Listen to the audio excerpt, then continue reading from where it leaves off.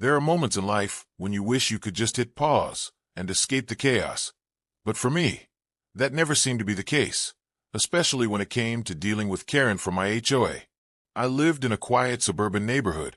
Everything was calm, and life was relatively peaceful until the mailbox incident. What started as a minor inconvenience soon spiraled into a full-blown battle of wills. The Karen in question? The HOA president herself. My mailbox was the target of a hit-and-run, literally. Every time I'd return home, I'd notice my mailbox was a little more banged up, a little more crooked. I thought maybe it was just bad drivers. But then I noticed a pattern. This wasn't an accident. It was deliberate. Let's talk about Karen. You know the type. Always involved in the community, constantly reminding everyone of the rules, and very, very vocal about minor infractions. She had the personality that could make a perfectly peaceful neighborhood feel like a strict, military regime. Karen was the sort of person who thrived on order and conformity. If you were slightly out of line, she'd be the first to point it out.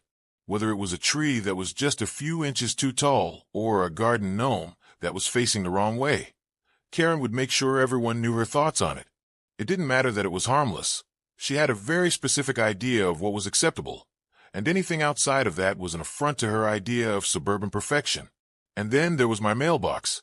Oh, my beloved mailbox. It wasn't the standard drab, silver box you'd expect in a cookie-cutter neighborhood. No, mine had a personality. I had carefully selected colors that made it stand out without being garish: bright blues, reds, and yellows, but nothing that screamed, "Look at me," too loudly. I added a few small solar-powered lights around it, so that when night fell, it would twinkle softly. I even attached a fun little design to the side, just for a touch of whimsy. It was, in essence, a reflection of who I was. I wasn't someone who followed all the rules just because they were set. I believed in having a bit of fun while respecting my neighbors. The mailbox, while certainly noticeable, was by no means offensive. It was simply a piece of personal expression, a small gesture in a world that often felt like it lacked color. But Karen couldn't stand it. I remember the first time I noticed her reaction to my mailbox. It was subtle at first. One morning, as I was leaving for work, I saw her walking past my house, and she slowed down when she reached the mailbox. She didn't glance at it in admiration or even curiosity. No, she scowled at it, looked back at my house, and then continued walking with an air of disgust. Something about that moment stuck with me. She was already judging. Not just the mailbox, but me. I could feel it. It didn't take long before Karen's judgment turned into action. A few days later, I found a note taped to my door. It was in her unmistakable handwriting, neat, with a touch of passive aggression. The note read, "Your mailbox is an eyesore. It's disrupting the neighborhood's aesthetic. Please consider repainting it or making it more in line with the standard suburban look. We pride ourselves on neatness and uniformity here." I remember reading it over and over, trying to make sense of it. An eyesore. It was a mailbox, for heaven's sake. It wasn't like it was a giant inflatable unicorn on my lawn. It was a small, colorful design that brought a little joy to the otherwise dull street. At first, I just laughed it off. I thought maybe Karen was having a bad day. Maybe she was overreacting. But then the notes kept coming. A day later, I found another one. This one was more direct. "This isn't what I envisioned for our lovely suburban streets. If we all just embraced uniformity, the neighborhood would be much better." Another note appeared a few days after that. This one written in red ink, like some sort of angry warning. "Please do not make this a bigger issue. I expect immediate action." I tried to be polite at first. I thought maybe Karen didn't realize how overbearing she was being, so I left her a note in response. I explained that my mailbox was a harmless bit of personality, that it wasn't hurting anyone, and that it didn't break any official rules. I even added that I'd be happy to meet with her and talk about it. You know, the mature, adult thing to do. But I never heard back from her. Instead, the notes continued, more and more hostile each time. It felt like the neighborhood's supposed rules were now being enforced by one person, Karen. And that's when it all started. I noticed small changes. I wasn't sure if I was just being paranoid, but my mailbox seemed to be getting knocked over more often. At first, I thought maybe it was just clumsy drivers, Or maybe a particularly aggressive storm had caused it to wobble. But as time went on, I began to notice patterns. The mailbox was leaning more and more to one side, and each time it happened, there was no sign of an accident. It was as though someone was deliberately trying to damage it. I couldn't prove anything at that point, but I began to get suspicious. Then one afternoon, the truth became undeniable. I was sitting in my living room when I heard the unmistakable sound of tires screeching on pavement, followed by a loud crunch. Startled, I ran to the window, and there it was, Karen's car, just pulling away from the curb, her bumper barely grazing the side of my mailbox. She wasn't just getting too close. She was hitting it on purpose. I watched as she drove away, a small smirk on her face, as if she knew exactly what she had done. At that moment, everything clicked. Karen had been hitting my mailbox. She had been the one to cause all the damage, not random drivers or weather. It was her need for conformity, her idea of what the neighborhood should look like, all coming to a head in the most petty way possible. I stood there, furious, not just because she had damaged my property, but because it felt like a personal attack. It wasn't just a mailbox. It was a symbol of who I was, of my right to express myself in a way that made me happy. And Karen had decided that she didn't like that. She'd gone so far as to deliberately damage something that didn't belong to her, all because it didn't fit into her vision of what the neighborhood should be. That moment changed everything for me. I could no longer let this go. I had tried being the nice neighbor, trying to meet Karen halfway, but she had crossed a line. She'd attacked not just my property, but my freedom to be myself. Something had to be done. This was no longer a simple disagreement about aesthetics. It was a battle for my right to exist as I am in my own home, free from judgment and hostility. So I began planning my next move, a move that would send a clear message to Karen and anyone else who thought they could dictate how I live my life. One day, I came home to find my mailbox completely destroyed. I pulled into the driveway, my mind still preoccupied with the events of the day, but something felt off. As I parked and looked toward the front yard, I saw it, my beloved mailbox, which had been such a source of pride and individuality, lay in pieces on the ground. It wasn't just a little damage this time. The entire thing had been crushed, reduced to a twisted mass of metal and splintered wood. It wasn't just an unfortunate accident. It was the culmination of everything that had been building up over the past few months. And this time, there was no denying it. I stood there, staring at the wreckage, feeling my blood boil. I couldn't believe what I was seeing. Anger, frustration, and disbelief surged through me in equal measure. This wasn't a simple fender bender or a minor inconvenience anymore. Someone, Karen, of course, had done this on purpose. I could feel my hand shaking as I surveyed the scene, and for a split second, I thought I might just scream. It was the kind of feeling that makes your whole body tense up, that pressure in your chest that comes when you realize someone has crossed a line, and that line has been irrevocably broken. The absurdity of it all hit me as I stood there in the middle of my front yard, looking at the mailbox that I had worked so hard on, the mailbox that had been a small symbol of my individuality in a world that often demanded conformity. This mailbox wasn't just a mailbox. It represented my right to be myself, to express my personality in a quiet, personal way. And now it was destroyed, not by an accident, not by some random storm or bad driver. No, it was destroyed by someone who had made it their personal mission to tear it down. I tried to breathe through the frustration, but it wasn't easy. Every part of me wanted to run over to Karen's house and confront her right then and there, to demand that she take responsibility for this senseless destruction. But I knew that would only escalate things, and I wasn't sure I was prepared for that kind of confrontation. Besides, the whole point was that I wanted to resolve this, not create a bigger fight. I wanted the mailbox situation to end, but I had no idea how to go about it. What was I supposed to do? Wait for Karen to destroy it again and again? The next step was clear. I had to call the police. So, I picked up my phone, dialing the number with the hope that they might actually be able to help. But when they answered, I realized almost immediately that it was going to be a waste of time. The officer on the other end of the line wasn't exactly sympathetic. I explained the situation, but he didn't seem interested in hearing about my frustrations. He barely even took down my details. His response was flat and dismissive. It's a neighborhood dispute. There's not much we can do. It sounds like a private issue between you and whoever is doing this. Private issue. My mailbox had been destroyed, and the person responsible wasn't even attempting to hide it. There was no way to explain to this officer just how personal and hurtful this was.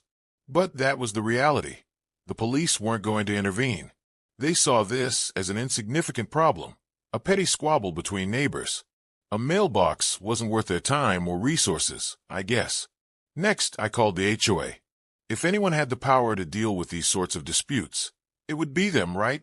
After all, Karen was the president of HOA, and surely she had some responsibility to keep things civil, especially when it came to property damage. But when I called, the response was nothing short of infuriating. They didn't take me seriously at all. The representative on the phone barely listened to my complaint, then promptly told me, "This is a private issue, and we don't get involved in personal conflicts between neighbors. You should handle this between yourselves." It was like the world was trying to tell me that I didn't matter, that my feelings didn't matter, that my mailbox didn't matter. What was supposed to be a friendly, safe neighborhood had now turned into a war zone where one person's opinion, Karen's, was dictating what was acceptable and what wasn't. I had done everything I could to be reasonable, to follow the proper procedures, and what had it gotten me?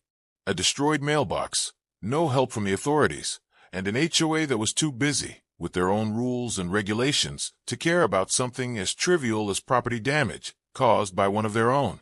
That's when it hit me. If I didn't do something, I would be stuck in this constant cycle of repairs and frustration. I would always be the one trying to make things right, only for Karen to come around and tear it down again. It would never end. It would just continue. I could install another mailbox, sure, but I knew that wouldn't stop Karen. The problem wasn't just the mailbox. The problem was Karen and her need to control everything that she felt didn't fit her narrow, perfect vision of the world.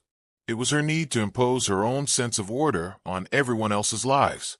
I could build the most beautiful, sturdy mailbox, but if it didn't fit into her idea of what was acceptable, she would destroy it, just like she had done before. So, installing a new mailbox was not the answer. No, I needed something more permanent. Something that would make Karen think twice before trying to destroy my property again. Something that would send a message to her and anyone else who thought they could push me around. I didn't want to just fix the mailbox. I wanted to take control of the situation and make sure it didn't happen again. That's when I started researching. I knew I couldn't let her get away with this. I knew I couldn't let her win. If I had to go to extreme measures, I would. I wasn't about to allow her to continue walking all over me. What I needed was something that would be indestructible, a mailbox that Karen couldn't simply run over with her car or vandalize. It had to be more than just a symbol of resistance. It had to be something that would make Karen think long and hard before she even considered touching it again. Something that would show her that I wasn't backing down. And then I found it.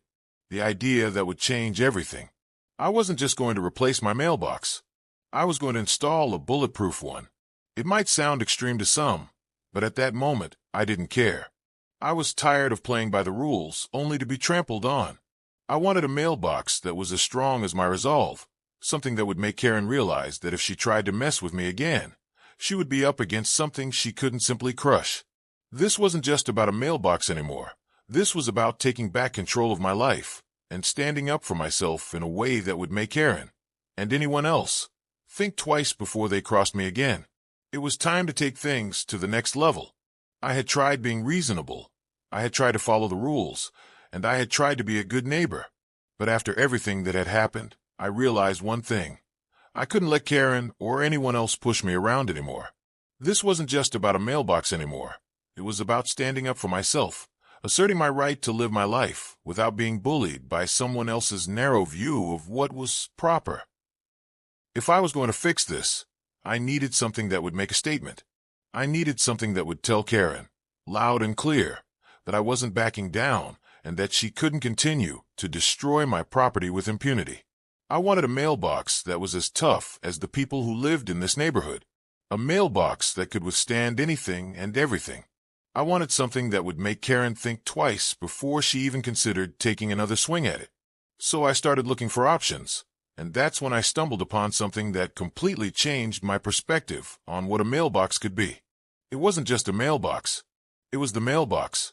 The kind of mailbox you'd see in a movie or hear about in a legend. You know, the kind of mailbox that says, "You're not messing with this one." And no, I'm not talking about some clunky, oversized metal box that looks like it belongs on a military base. I wasn't trying to build a fortress in front of my house. I wasn't looking for a mailbox that would make the neighbors feel like they were walking past the gates of a compound. No, I wanted something sleek, something modern, something that would fit in with the neighborhood while still sending the message that I wasn't going to be pushed around anymore. And that's when I found it, the Bulletproof mailbox. Yep, you heard me right. Bulletproof. Now, I know what you're probably thinking.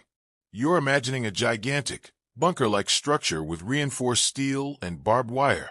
You're probably picturing a steel and concrete monstrosity that looks like it could survive an apocalypse. But that wasn't what this was at all. This was a sleek, elegant piece of functional design that looked like a mailbox, but it was built with an entirely different purpose in mind. This wasn't just some decorative piece for the front yard. This was a mailbox that was designed to withstand a lot more than just a little car bump or a rogue shopping cart. It was built to endure the kind of force and impact that would send even the toughest objects flying. And it was just the kind of statement I needed. When I first saw it, I'll admit, I was skeptical. Bulletproof? How could a mailbox even be bulletproof? But as I dug deeper, I started to realize just how impressive this design was. This wasn't a gimmick. This wasn't some cheap marketing ploy. This mailbox was built out of high-grade, industrial-strength steel, the kind of steel used in construction and security. I was looking at something that could easily withstand multiple impacts, something that could handle way more than just a run-in with Karen's car. It was practically indestructible, and that's exactly what I needed. I didn't want another mailbox that could be easily destroyed by someone who felt like they could do whatever they wanted. I didn't want to go through this cycle of repairs again. I wanted something that would stand its ground, no matter what. And this bulletproof mailbox? It was the perfect solution.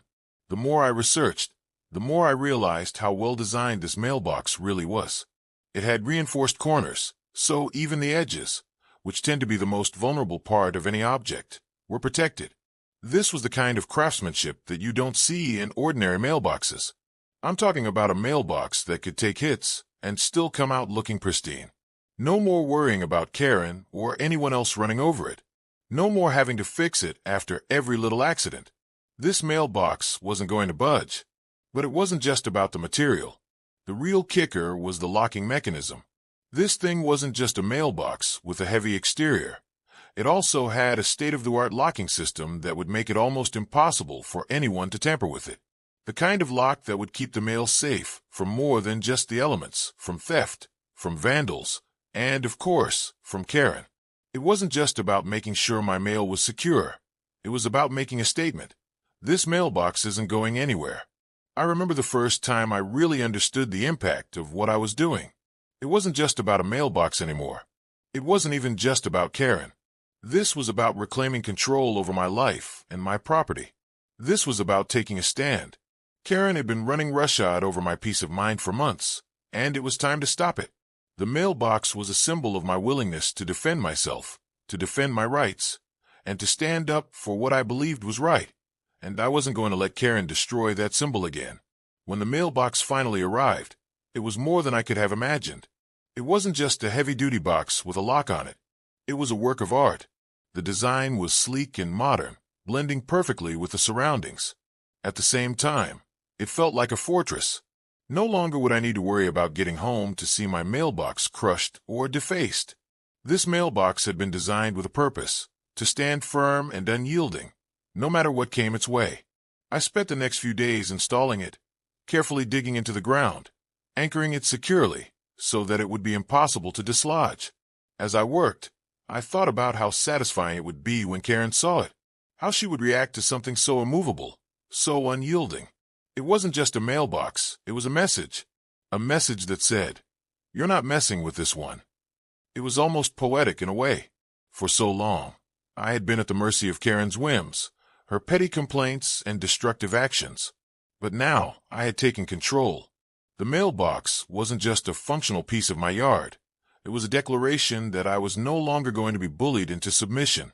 This mailbox wasn't just going to stand there and look pretty. It was going to stand there and survive. Survive anything Karen could throw at it. Survive any other attempt at sabotage. And as I stood back and admired my work, I realized something important. I wasn't just putting up a barrier between myself and Karen.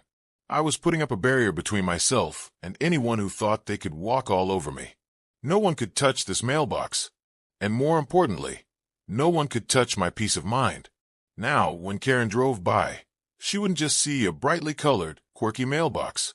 She would see a monument to my refusal to let her get away with her petty, destructive behavior.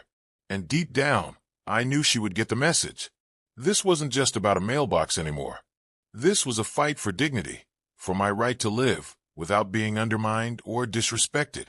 And with that bulletproof mailbox standing tall in front of my house, I had won. Installing a bulletproof mailbox wasn't a walk in the park. Trust me, I had no illusions about how much work this was going to take. The idea of replacing a mailbox had seemed simple enough at first, but the reality of it set in the moment I realized what kind of mailbox I was dealing with. I wasn't just installing any old box. No, this was a serious piece of engineering, high-grade steel, reinforced corners, and a locking mechanism that could withstand anything from a car collision to a crowbar. This wasn't the kind of thing you could just slap together in an afternoon. It was a heavy-duty project that required patience, focus, and a fair amount of elbow grease. And of course, Karen wasn't going to make this easy. Oh, I could already hear her in my mind, seething with frustration and ready to make my life difficult, just like she always did. But this time, I wasn't going to let her win. The old, wrecked mailbox had been my point of vulnerability. It had been a symbol of my passivity, of my willingness to let things slide. But not anymore. Now, I was taking control, and I wasn't going to be intimidated by someone who seemed to think she could dictate how I lived my life. This mailbox would stand as a testament to my resolve. The first step was removing the old mailbox, the one Karen had taken so much joy in destroying. That thing had been a pain from the start, crooked, banged up, and constantly needing repairs. But I had never given it the attention it truly needed. As I worked to dislodge it from its post, I couldn't help but feel a strange satisfaction. It was like I was severing the ties to everything that had led up to this moment. The mailbox that had been the target of Karen's petty attacks was gone, and in its place would rise something much stronger, much more unyielding. The process wasn't as easy as it sounded, either. The old post had been hammered deep into the ground, and it took a considerable amount of digging and maneuvering to remove it. My arms ached as I worked the shovel through the tough earth. I had never realized just how much effort went into putting in a mailbox until I was the one doing it. But that didn't matter. I was committed now. Every pull of the shovel, every step I took, brought me closer to the goal.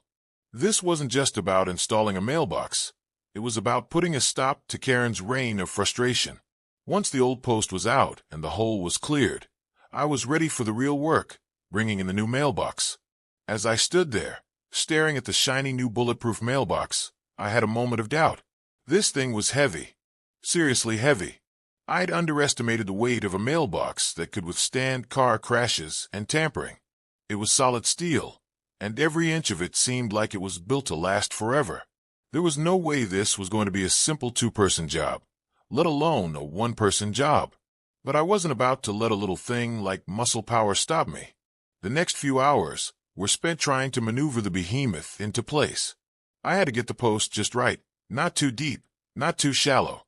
The last thing I needed was a wobbly mailbox that Karen could knock over with a single push. I wanted this mailbox to be as secure as possible. It had to be perfect. Every time I struggled to lift it, I imagined Karen coming around the corner, eyes narrowing as she prepared to take another swing. It felt almost like she was watching me, waiting for me to slip up, to mess up the installation just enough for her to say, "I told you it wouldn't work." But no, not this time. This time, I was prepared for everything. I had all the tools I needed, a sturdy post, cement to keep it stable, and all the right hardware to ensure it stayed exactly where I put it. With the right placement, I worked slowly, carefully, cementing the post into the ground and double-checking everything. The hours passed quickly as I went through the process, making sure every step was precise, even though the fatigue was starting to set in. When the mailbox finally stood tall on the ground, it was like a piece of art, strong, solid, and unmovable. It wasn't just a functional object anymore. It was a symbol, a statement of my resolve, of my unwillingness to let Karen and her petty actions ruin my peace of mind. As I stepped back and admired my work, I couldn't help but feel a swell of pride. This mailbox was everything I needed it to be. Sleek, modern, and resilient. It was beautiful in its own way, glinting in the sunlight as though it were daring anyone to challenge it. The reinforced steel glistened, catching the light in a way that made it stand out, but in a subtle, intimidating way. It wasn't the bright, flashy mailbox of the past. It wasn't the mailbox that Karen could destroy with one swipe of her car. No, this mailbox was something else entirely. And then, of course, the real test would come, when Karen saw it. I could already imagine the look on her face. I'd watched her make countless complaints about my old mailbox, her face twisted in disapproval every time she passed by it. She'd been so sure that I'd eventually cave to her demands, that I'd rip it out and replace it with something bland and lifeless. She thought I'd let her push me into submission, just like so many others had in the past. But now the tables had turned. Karen was going to see that I wasn't the pushover she'd assumed. This mailbox wasn't just an upgrade. It was a declaration of my right to exist in this neighborhood without being bullied or harassed. This was me saying, "You don't get to decide how I live." I took one last glance at the mailbox before heading back into the house. The task was done, but the battle, as I knew all too well, was far from over. Karen wasn't going to just accept this new reality without a fight. She wasn't going to stand idly by as I established my boundaries. But I was ready for whatever came next. The mailbox stood there, a physical manifestation of my determination, unwavering and resolute. It would take more than Karen's petty grudge to tear this down. And as I looked at it, I realized something important. This wasn't just about protecting my property. It was about reclaiming my peace of mind, my dignity, and my right to stand up for myself when it mattered the most. Now the ball was in Karen's court. She could do whatever she wanted, but this time, the game had changed. This wasn't just about a mailbox anymore. It was about respect, and I had made it clear that I wasn't going to be intimidated anymore. I wasn't just going to let someone run roughshod over me because they didn't like how I expressed myself. The mailbox stood there, solid, unmovable, and I felt a sense of satisfaction I hadn't felt in a long time. The storm was coming, and I was ready for it. It didn't take long for Karen to notice. In fact, it was almost immediate. The very next day, as I was pulling into my driveway after a long day at work, I caught the unmistakable sight of her across the street. Karen was standing by her front window, her eyes fixed firmly on the new Bulletproof mailbox that now stood proudly at the edge of my yard. Her gaze was sharp, almost predatory, as if she were trying to mentally dissect every inch of the shiny steel structure. The mailbox, which had been a symbol of my defiance and resolve, was now the object of her scrutiny, and I could feel the tension in the air as she evaluated it, her disapproval practically radiating off her. It was no surprise. I knew Karen wouldn't be able to resist making a scene. She couldn't help herself when it came to trying to control other people's lives, whether it was the way someone landscaped their yard, the color of their front door, or now, the type of mailbox they chose to install. Karen had an opinion about everything. Her judgmental eyes bored down on the mailbox, like a hawk preparing to swoop in for the kill, and I could almost feel the weight of her silent condemnation from across the street. The scowl that began to form on her face as she stared at the mailbox made my heart race with a strange mixture of anticipation and excitement. I knew what was coming. I knew the showdown was inevitable. But this time I wasn't afraid. This time I was ready. I hadn't even taken the keys out of the ignition when she marched across the street with that unmistakable, self-righteous stride she had perfected over the years. Her steps were sharp, deliberate, each one seemingly filled with purpose, as if she were walking toward some great injustice that only she could see. There was no casual walk here. Karen wasn't coming over to chat about the weather or make some polite small talk. No, this was it. The confrontation I had been waiting for. Her shoulders were tight, and her arms were crossed in a way that made it clear She was not just unhappy. She was downright offended. I sighed as I got out of my car and made my way toward her, my own shoulders squared in preparation for what was sure to be an uncomfortable exchange. I had already steeled myself for her onslaught of complaints, but it didn't make the impending confrontation any less grating. She stopped right in front of me, her face twisted into that all-too-familiar frown that had become a permanent fixture whenever she interacted with anyone who didn't meet her standards. It was almost like she wore that expression as a badge of honor, the way a general might wear a medal for bravery. "Why would you install such a thing?" she spat out, the words sharp and dripping with disdain. Her voice rose in volume and pitch, like she was struggling to contain her disgust. "You're just making this whole neighborhood worse. You know that, right?" Her hands waved in the air dramatically as she spoke, and I could see the veins in her neck start to bulge as her frustration grew. She truly believed that the existence of my mailbox was some sort of violation, as if my simple choice to install something different in my own yard was an act of personal rebellion that could shatter the fabric of suburban society. The words she spoke were not just criticism.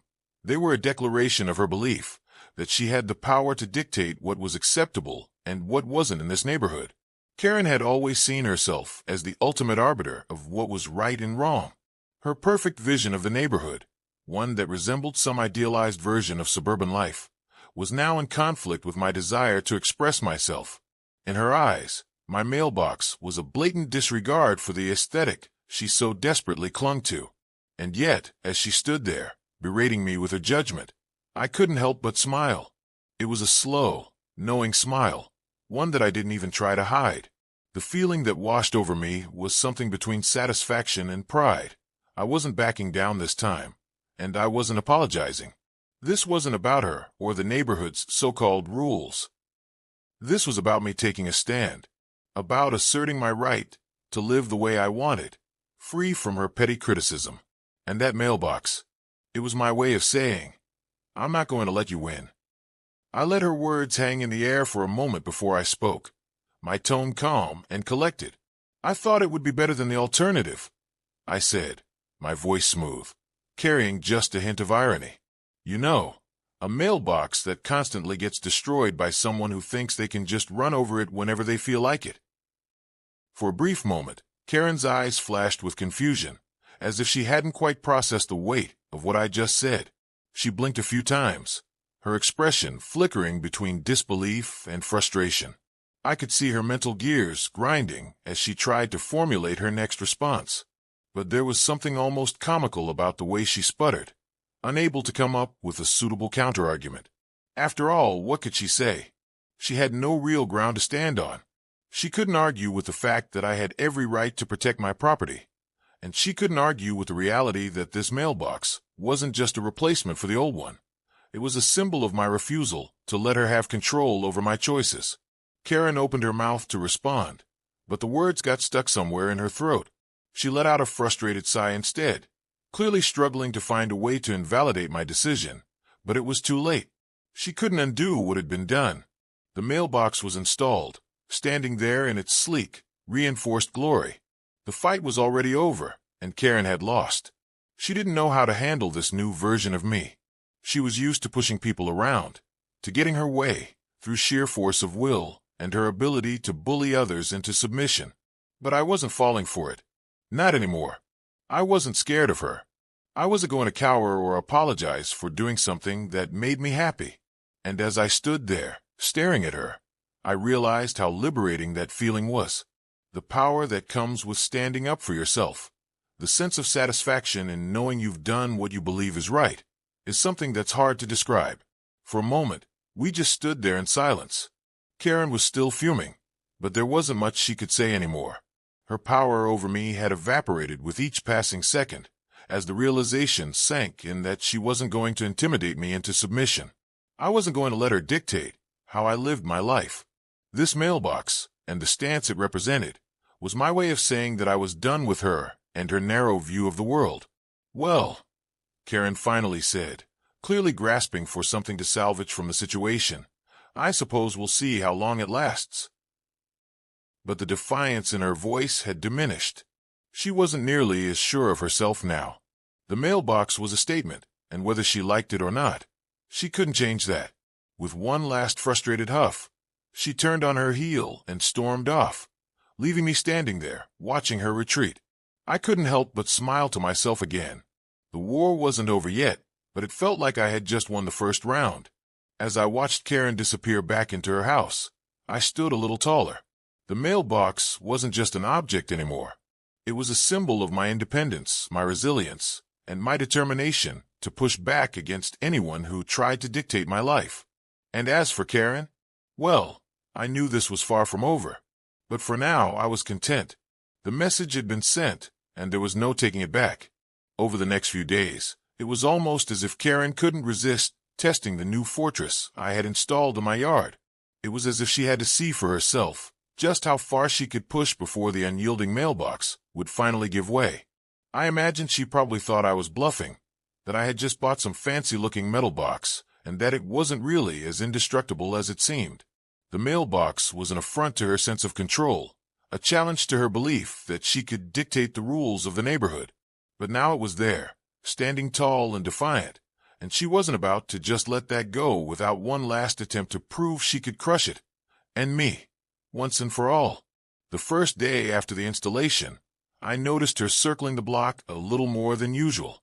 Her eyes were fixed on the mailbox, and I could practically feel her fuming from behind the wheel of her car as she slowly drove past. But nothing happened. The mailbox stood firm, like a silent sentinel guarding my property. Karen, however, didn't seem ready to give up. She probably thought she could just go through the motions and convince herself that this mailbox was just a fluke, an expensive, shiny distraction that could still be defeated with a little effort. The next day, as I was getting out of my car, I noticed her slowly backing her vehicle into the curb, angling it toward the mailbox. I wasn't sure what she was trying to accomplish, but it was clear that she wasn't just driving by casually.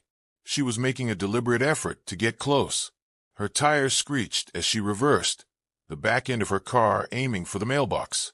I could almost hear the engine straining under the pressure as she tried to angle the car just right, as if the mailbox was the last piece of her suburban puzzle that had to be destroyed. She probably thought that by nudging it, just a little bump, the whole structure would topple, the post would snap, and the mailbox would be nothing more than a pile of scrap metal, something she could laugh at and tell everyone about, something that would let her feel like she'd won. I stood there, watching from the driveway, arms crossed and a small, calm smile on my face. I had already anticipated this. She wasn't going to back down that easily. But what Karen hadn't realized was that this wasn't just a cheap, lightweight mailbox that could be knocked over with a little nudge. This was a fortress in disguise. And Karen was about to learn that the hard way. She gave the car one last push forward, slamming it against the mailbox, the back bumper making contact with the reinforced steel. The car shuddered under the impact. I could hear the dull thud as the metal of the car scraped against the mailbox, but nothing else happened. The mailbox didn't budge, not an inch. It stood there like solid wall, as if laughing at her feeble attempt. Karen shifted into drive, and I could see the frustration in her face. She revved the engine again, probably hoping that a little more speed, a little more force, would be enough to take it down. But the second time around, the car jolted and shuddered even more as she hit the mailbox with the same force. And still nothing. The mailbox didn't move. I watched, my heart racing a little, as Karen threw her car into park, her hands gripping the steering wheel so hard her knuckles turned white. She muttered something to herself, likely cursing under her breath. I could feel her boiling with anger, the realization that her previous tricks had failed sinking in. She was no longer dealing with an easy target. I almost felt a little sorry for her. After all, she had spent so much time over the last few weeks, and probably months, trying to tear me down. This mailbox, something so simple, had become the embodiment of her defeat. But she wasn't done yet. Oh no, Karen wasn't going to give up that easily. As I watched her take another lap around the block, I knew she was strategizing. She was probably thinking, maybe I just need to hit it from a different angle. Or if I hit it just right, maybe I can make it budge. Sure enough, the following day, I saw her coming down the street again, her car coming at the mailbox with a renewed sense of purpose. This time, she wasn't just trying to nudge it. She was going all in. She aimed for the mailbox directly, hitting it full force with the side of her car. There was a sickening screech of metal against metal, the kind of sound that makes you cringe just hearing it. The car's tires squealed, and I could feel the tension in the air as she made impact. But once again, the mailbox stood firm. The reinforced steel didn't even flinch. She had thrown everything at it: speed, power, momentum, and still it remained. I stood there, watching from my window, arms folded and grinning as I saw the exact moment Karen realized that she had lost. Her face fell, a mask of frustration and disbelief replacing her usual self-assured arrogance. She turned her wheel once more, no doubt considering another go at it. But as I watched her car slowly inch away, I knew it was over. It was clear to me then. Karen had met her match. Her attempts to destroy my mailbox had only shown her one thing: she was not invincible, and the mailbox was far stronger than she had ever imagined. For the next couple of days, I noticed Karen's car slowing down as she passed my house. She still shot me the same disdainful glare that had become her trademark, but she didn't stop anymore. She didn't attempt to hit the mailbox again. I could see her eyes narrow as she drove by, but there was no more malice in her movements. She'd given up, and I knew, deep down, that Karen had finally realized that her petty war with me had come to an end. She wasn't going to win this one. The mailbox wasn't just a physical object. It had become a symbol of my refusal to back down, to allow her to control me or my space. It had been her battleground, but I had come out victorious. By the end of the week, I saw her driving by without even slowing down. She still shot me the occasional glare, but the spite in her eyes had dulled. She was no longer trying to sabotage the mailbox, and I could almost hear the silence between us, that quiet acknowledgement that the battle was over. I had won. I could breathe a little easier now. The mailbox stood as a permanent fixture, a reminder that Karen had been defeated, and I had taken back my power. There was no more driving by to take a swing at it. There was no more tailing me to see if I'd fixed the damage. Karen had met her match, and I had come out on top, stronger than ever. The mailbox became a symbol of victory, not just for me, but for everyone in the neighborhood. It was a reminder that you shouldn't let anyone push you around, no matter how small or insignificant they might think the issue is. The next time Karen tried to complain about something, no one listened to her. The Bulletproof mailbox had changed the dynamic in the neighborhood, and I couldn't have been prouder. Sometimes, standing up for yourself requires a little creativity, and maybe a little bit of steel.